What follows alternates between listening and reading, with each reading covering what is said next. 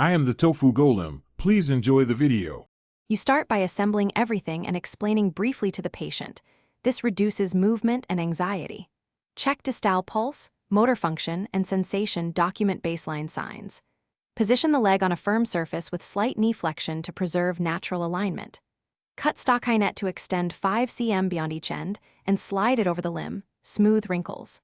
Once done, layer soft padding over bony prominences, especially malleoli and tibial crest, to prevent pressure points during curing. Next, focus on padding and the first cast layers because correct thickness controls fit and comfort. Begin distal to proximal. Overlap padding by half its width and build consistent coverage, thicker over bony areas. Prepare casting material, immerse and squeeze out excess water, then unroll gently.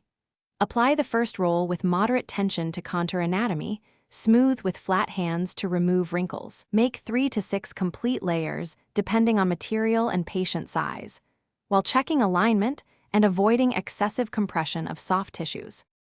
Finish by molding the outer layers to the leg's contours, paying attention to ankle and toe positioning so function is preserved.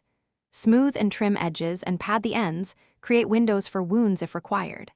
Allow the cast to set. Initial firm set is usually 5 to 10 minutes, but full strength takes longer. Reassess distal circulation and sensation before discharge.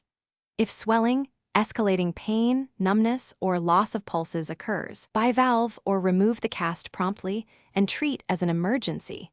Do not ignore neurovascular compromise. Thanks for watching. Consider subscribing if we helped you today.